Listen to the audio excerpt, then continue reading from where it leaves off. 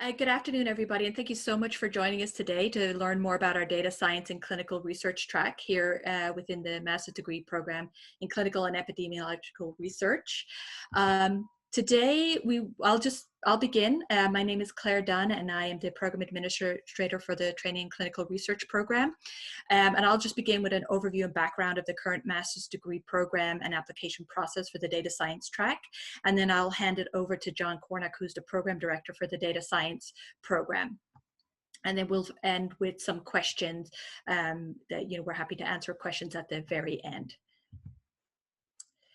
So I just wanted to briefly introduce, I know we have a diverse group of students who are interested in the track. We do actually, I believe we have some students who are currently in our master's degree program. So if they could bear with me as I introduce the program to those who might be new to UCSF or new to our program. I just want to give a brief background on what we've been doing for the past 2 decades in the master's degree program. We started out very humbly over 20 years ago with one designing clinical research course that grew and grew and grew over the years. It expanded into a series of summer courses that expanded upon tools that researchers might need, like responsible conduct of research, statistical instruction, and database management. Then that grew into a year-long program that expanded on epidemiological methods and biostatistics methods, and started to incorporate some electives that our certificate students could take part. Include and add to their curriculum. And then in 2002, we formally started our master's degree in clinical research. And as you can see, this has been going on for a really, really long time. And then in the past couple of years, we've started with our implementation science track. And this is really just to let new students know that we've been doing this a really, really long time. And we have a firm foundation of courses and curriculum that we've built this data science track upon. And even our data science track courses have actually been running for the past year or two. So none of this is new to us, and our faculty have been working on the data science track for a minimum, I think, at least 1 year, if not 2 years. And just to kind of give you an idea of the types of people who take our courses, we offer a range of programs within the Department of Epidemiology and Biostatistics. We serve the community throughout UCSF in terms of our PhD program, in terms of our training programs. We serve medical students, pre-med students, residents, faculty, postdocs, faculty in their junior part of their careers. And we also offer our courses on an individual basis. So when you come into a course, you will be in the same room as PIs, as students and faculty from across the university. So our courses, the people who take our courses are very, very diverse. And again, our faculty within the Department of Epidemiology and Biostatistics not only incorporate the many amazing biostatisticians and epidemiologists, but also include clinical faculty from across the department, from across the university as well, as many of them have very large research projects that they are PIs on. And so there's collaboration that occurs within our department, and also collaboration that occurs outside of our department across the campus. So when you begin to take a class in our program, you'll be with students from across the campus from various different health science programs. And this just offers opportunities to network, to collaborate with other students on different research projects. And in recent times, we've really sort of seen this collaboration come to new heights. And in a few moments, what I'll do is I'll add to the chat room. I'll add some links to some recent grand rounds that our faculty took part in. And I think really recent with this, with the COVID-19 pandemic, we've really seen this collaboration explode across the campus. And we started out with our first grand rounds in epidemiology and biostatistics just recently. So I'll post that link to that YouTube video that you can take a look at and see what the types of work that our faculty are doing. And then I'll also post another grand rounds that involved many of our faculty that focused on health disparities and COVID-19 as well. I just want to give a brief overview of our application process. At any point you feel like you want to email me and ask more specific details based on your situation, please feel free to do so. But I just want to give you a brief introduction of what you would need to do to apply to our program. You'll need to complete the graduate division application form. That's a very short form that will just give us enough information to set up a record with the graduate division. And then our longer program application form is where you'll include the meat of your application. There will be a lot of information on there that may not apply to you. Fill it out as best you can, and there's opportunities for you to, there's a final page where you can add in additional information that's specific to you that maybe you can't incorporate in other parts of the application. We also require 3 letters of recommendation and a reference report. You can find the reference report on our website. If you have any problems finding that, I can help you with that. Those references should be emailed directly to me. We also require original transcripts, and in our current environment, I would love to get e-transcripts wherever possible. But if you only have hard copies, email me and I'll let you know what you can do in that situation. Just to remind anybody who has transcripts from outside of the US and Canada, we do require third-party verification on that, and they are taking quite a while these days. So the sooner you can request those, the better. And then at the very bottom of the form, you will indicate your interest in the data science track. And I know there's a lot of things that are up in the air right now, but I just wanted to reassure students that we will be holding classes remotely over the summer quarter and the fall quarter. We have done this before at varying scales. This is probably the biggest scale that we've done, where we're doing all our classes remotely. But again, this is not something that we haven't done before. And our transition to remote learning in winter was quite smooth, and also in the spring. But we're trying to adapt the courses so that there's no Zoom fatigue, and there's more engagement versus like just students passively listening to a lecture. What will happen in the winter, we don't know, but we're ready to adapt and adjust as necessary to make sure that our winter courses can go ahead as smoothly as possible.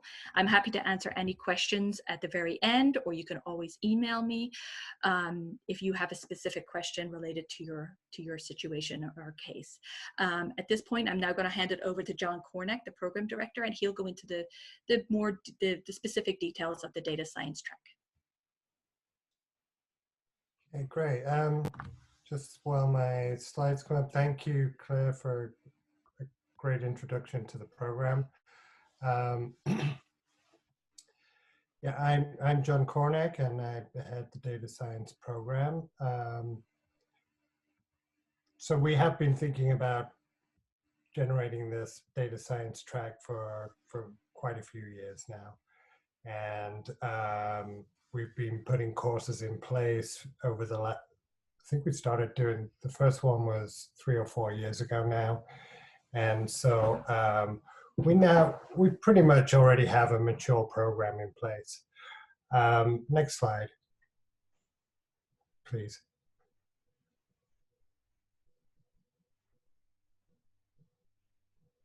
Okay, so I don't want to talk for very long, and so I'll be able to open it up for questions. Back one slide. Yeah, so I'll just give a, a brief introduction to people that are key to the program. I'll talk about the overall track structure and its goals. I'll point out what's different about the syllabus for the data science track versus the conventional program. I want to talk about what kind of career opportunities this taking a data science track might open both on and off of campus. And finally, I'll just talk a little bit about the university expertise we have that really describes why we are an ideal institution to run this kind of program. Okay, next slide, please. So this is the main leadership team for the data science track. Elaine Allen is a professor in biostatistics. I'm also a professor of biostatistics, and Chuck McCulloch is the head of the Biostatistics division, although he's stepping down from that to take over as executive vice chair of the department. So the three of us have been the key players in putting this program together. Next slide, please. So in thinking about this track, I mean, what we really wanted to do, and the goals of this track was to leverage the expertise that we have at UCSF, in particular with respect to epidemiological thinking, biostatistics, data science, and all of the biomedical clinical science research that's going on both within our department and around UCSF. The program itself will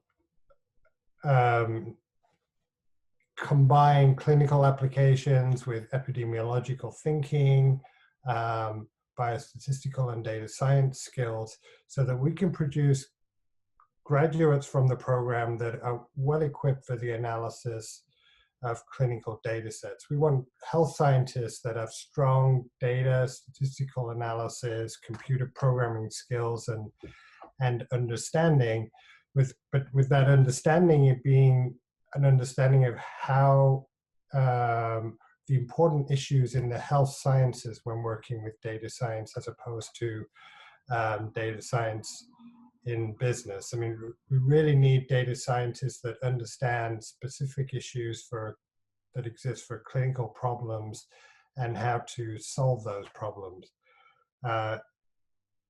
You can just imagine that if you're playing around with data science in the financial world, sometimes you win, sometimes you lose, and that's kind of okay. But when you're dealing with people's lives, you can't afford to take risks in that situation. You have to think very carefully about what you're doing. Next slide, please. These are kind of main central courses for the program.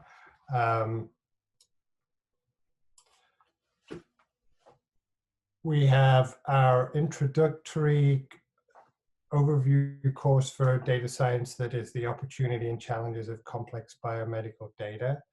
And that gives you an introduction to a lot of the issues of working with in the data science world and the kind of modeling approaches that you might take. It doesn't go in depth in anything, but it gives you a nice introduction to get things started. We have an R course, just a quick introduction course, and that, whereas much of the training in clinical research program uses data, when it comes to data science, data is not very strong in some areas. So we introduce the R software environment, which along with Python are probably the two most used platforms for data science. Two real meaty machine learning courses that we have are machine learning 1 and 2. Along the way, you have to learn about data management and advanced programming in R. So we have a course on that.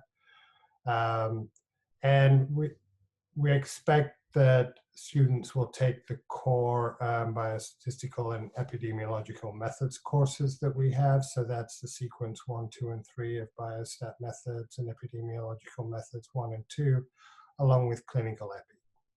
Next slide, please.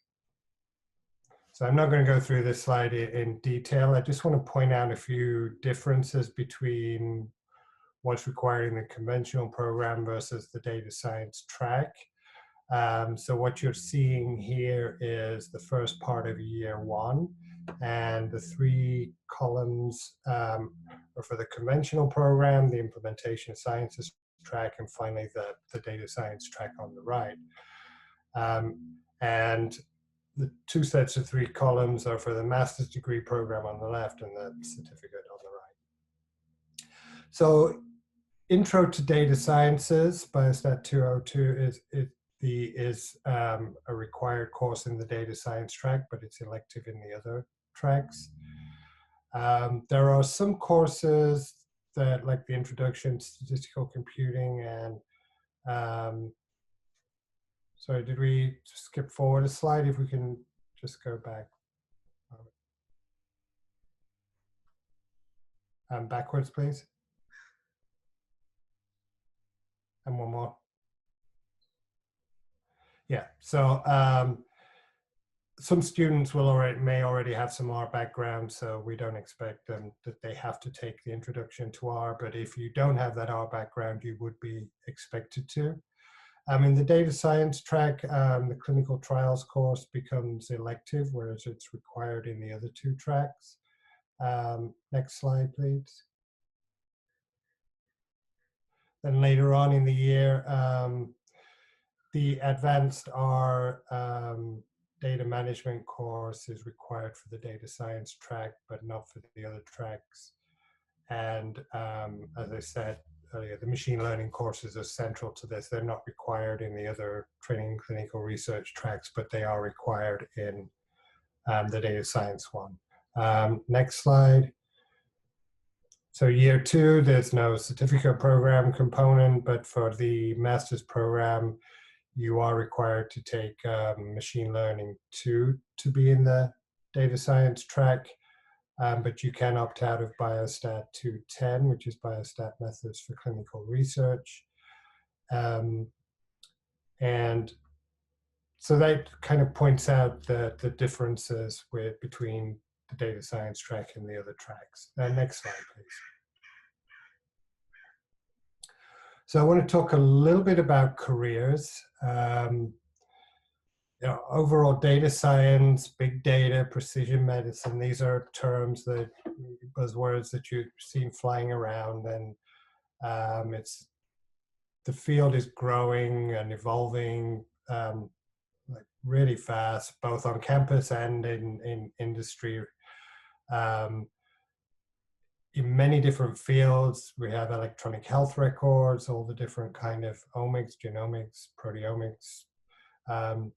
Digital mobile health is becoming an ever-growing field. And medical imaging that's been around for a while, but now with these big data science methods, there's potential to combine big imaging data sets from different sources and really do some novel research there. There's also careers at many different levels, the postdocs, staff scientists, data managers and programmers, faculty that are crossover, and that can be either way, going from clinical to more quantitative science, or vice versa, from a quantitative science to applications in clinical areas, and everything in between. So by being in this track, you would have that freedom to move between a more quantitative versus clinical kind of career. And this course overall, by completing this course, when you're thinking about going and looking for a career, you really get to capitalize on the institutional interests and the strengths that we have in both clinical and data science research that will be powerful, because you get to interact with these different scientists that are working at the cutting edge. Next slide, please. Off campus, there are really many opportunities, none more so than here in the Bay Area. Obviously, other academic medical institutions around the country. Kaiser is more and more moving into research, and especially because they have their very coherent, rich source of data. It's probably the nearest thing we have in the States to what other countries have in their nationalized systems, that they have things being very systematic, and Kaiser really has great, big, massive data sets there. Of course, there's the Bay Area biotech industry, where we have all kinds of opportunities from startups to established pharmaceutical companies, companies that work with medical devices. Again, digital health comes in here too, which is also an interest in academia. And there's also opportunities in the more general tech industry. Google has their Google Health platform, and obviously just having this data science component will allow you to transfer your skills. Okay, next slide. That might be the last one. Oh, university expertise. And so what gives us the right to run such a program in the first place? Well, we really are uniquely positioned to have all of the components needed to run such a program. We have the strong expertise in epidemiology and biostatistics, which is central to being able to apply data science methods within health applications. You have to be able to well understand issues like causality and confounding effects and other potential problems that in other areas are perhaps not so critical. We have university expertise on the computational side through the Health Sciences Institute. And they actually have high performance computing facilities available to the whole of campus, which we're looking to capitalize on within our data science program. For those of you that might be interested in bioinformatics, there's the Institute for Human Genetics, and some courses from there will be available to the track too. There's the Center for Digital Health and Innovation. I talked about those mobile health applications. And of course, we're a medical institution. We have cutting edge research departments across many different clinical fields. Okay, and with that, I think I'm going to throw it open for questions, for me and Claire. And I guess they could come through the chat, right? Yeah. Thanks, John. We'll ask people to submit their questions to the group chat, and if you want to verbally ask the question, indicate that, and I'll unmute and turn on your video. But otherwise, just send them through the chat. So I see one question already come up about when would current students choose to opt into this track? I think I'll let Claire speak. Correct me if I'm wrong, but I believe it's flexible in terms of when you want to decide to take on this track. Yeah, I mean, some students may have already started taking the courses. There's no formal application. You just let me know, and I'll just keep track of it. But yeah, if you could, if you could do it within the master's degree, and you've already started taking the courses, you just let me know that you want to do the track. So.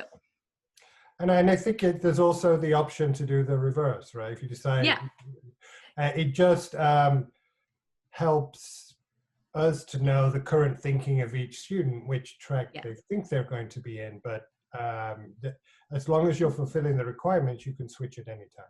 Yeah, and it just, because there's some requirements, the requirements change depending on whether you do the track or not slightly. It just helps me, so I'm not bugging you like, why didn't you do this course? If I know you're in the track, I know that, okay, they're following the track. And then I just kind of make sure that you're adhering to that set of curriculum guidelines.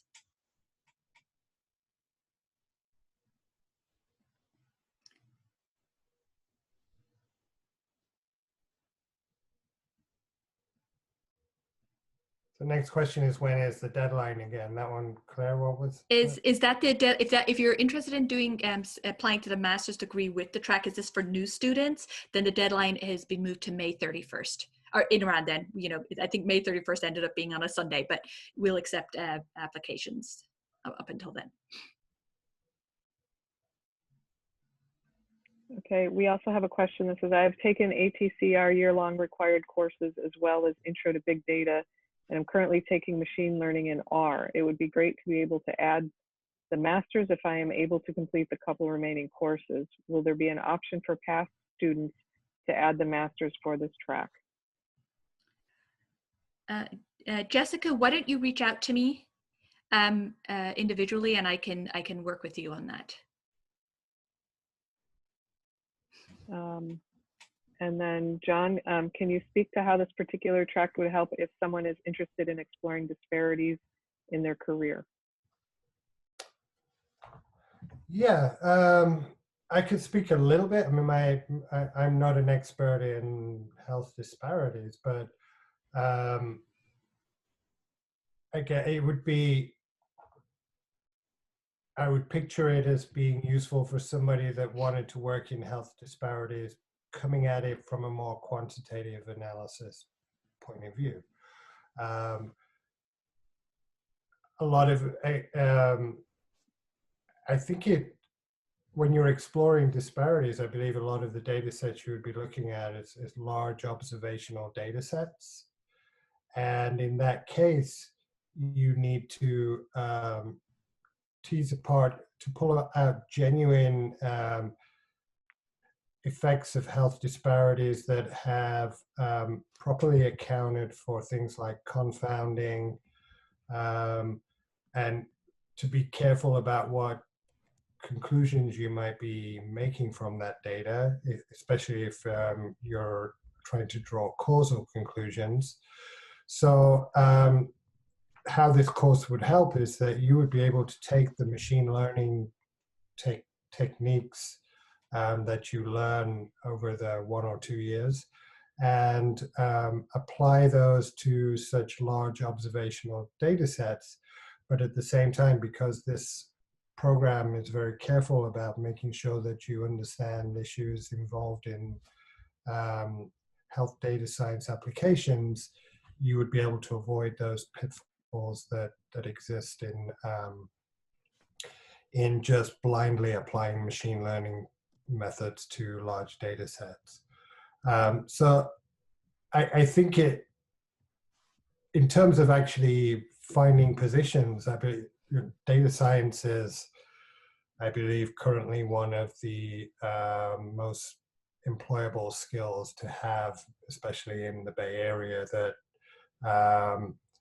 demand way outstrips supply, and that is true across all application areas. But I think particularly in health sciences, because there hasn't been until now such an opportunity to learn about these methods with specific thinking of how they should be applied in health. Okay, next question is that do folks need to be affiliated with the Epi-Biostats or any researcher at UCSF, and this pertains to the requirement for admission to have an established relationship with a research mentor within UCSF? The mentor just has to be within UCSF. We have different requirements for the master's degree program or the master's degree committee, but the mentor can come, subject area expert can come from within UCSF. Okay. Thanks, Claire. And also, Claire, the question is whether there are any plans to have an information session about the implementation sciences track, so students could maybe decide between the two. Oh, well, we'd have to, no, there has not. The quick answer is no, but we'll have to think about it. Okay. Can we share the slides? Any issues with sharing slides? No. I'm fine with that. Yeah. Okay, great. We'll get those out to folks afterwards. And is the course on machine learning 2 offered in the fall quarter only? Person's finishing the first year of Ticker master's program and didn't do machine learning 1 during this year. So anyway, it's a timing issue. Yeah. Yeah. I know. Yeah, no, the course is definitely planned for the fall. I'm just trying to think if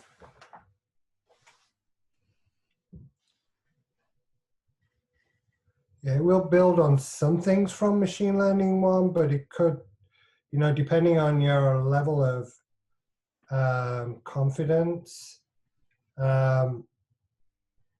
it also, it takes 2 or 3 areas and goes in depth with them. So it may be possible under special circumstances to have a discussion with the course director.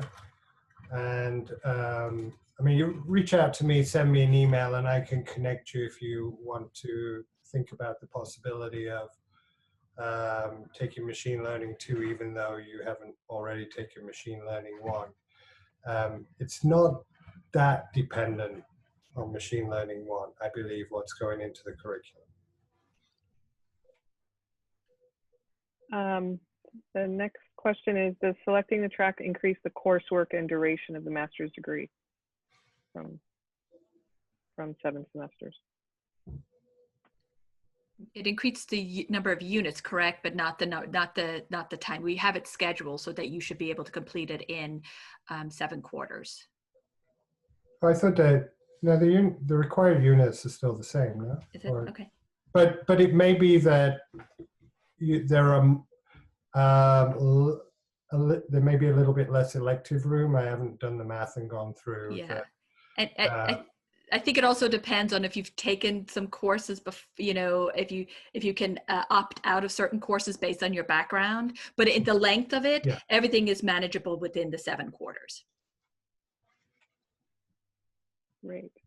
Do we need to have completed the advanced R course prior to completing the machine learning 2 course? Actually, the answer, again, I would talk to the course director. It's less essential in some ways for machine learning 2 because a big part of the course will actually be in MATLAB rather than in R, because in terms of deep learning neural networks, which is going to be a large part of the course, MATLAB is much stronger in that field currently. So knowing advanced R programming is not going to be central to that part. So, but so overall, I think it's better if you've done it, but there may be, you know, on an individual case-by-case basis, you can talk to the course director and see if it works out.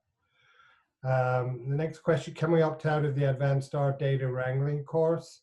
Not for the data science track. I think that's a required course.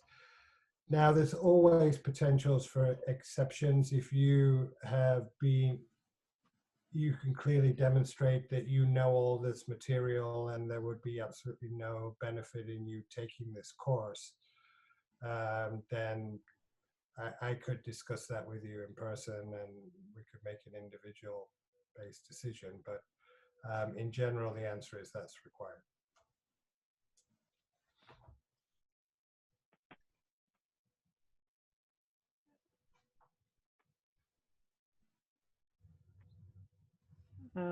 Other than the coursework requirements, are there specific requirements for a topic of manuscript that we're supposed to write by the end of the program?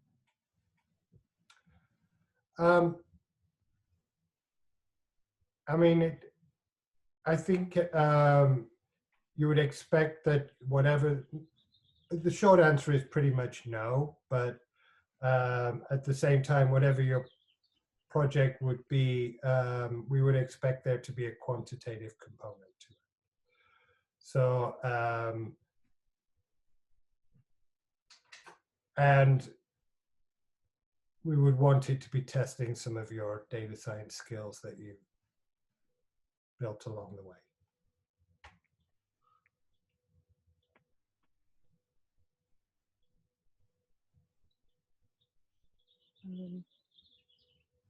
As a question, but we didn't read out the comment that this is a great program integrating data science into epidemiology and biostatistics. For those with health science background, I would love to go for it. So we got A lovely Great. endorsement already. Thank you. Thank you for the kind words. Yeah. I don't see other questions coming through. I don't know if we want to give folks the last minute here, but nope, here we go. Oh, another person's very happy this is going to be a track. Oh, great. Very nice. So, Yeah, great. Thank you, everyone. yeah. Yeah, we should wait. Give it another minute or two in case anybody has a question come to mind.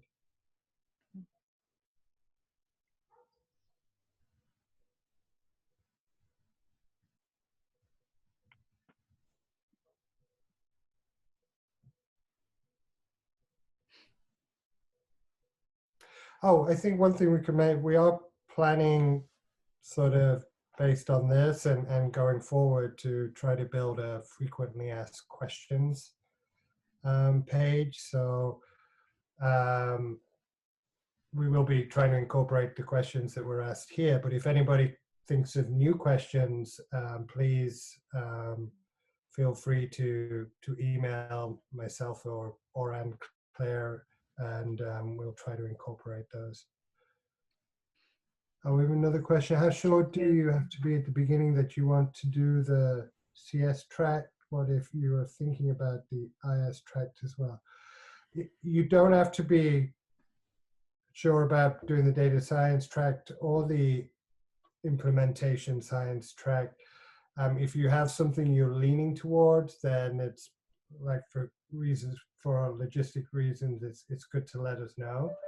And also, if you are considering both as possibilities, it's good to let us know, and then Claire can keep you on track if you're missing any courses that you should be following. Overall, you can, as long as you're completing the requirements, I believe you can decide you're going to be in the whichever track right towards the end after quarter number 6 and still choose that. Yeah, and I think actually with the implementation science set of courses, you have a little bit more time because they too build on each other, but you could actually wait till the second year and start then. So I think the data science they're spread out over the course of potentially 2. Well, no, actually you could still wait a little bit and decide, but I know for a fact with the implementation science, you can start in the second year and still do the track by the end of the second year, because of how the schedule is structured. We have one last question for folks, and you can't escape without one marketing question. If you could let us know how you found out about this session in the chat box, we'd really appreciate that. We are always keen to know how we're doing reaching people, and knowing what's more successful than others would be super helpful. Thank you.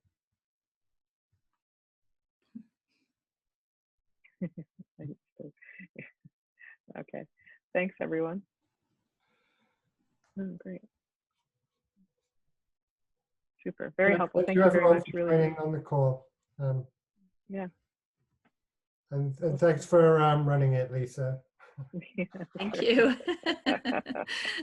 Okay. Hope everyone has a great day. Thanks very much. You too. Bye-bye. Thank you. Bye.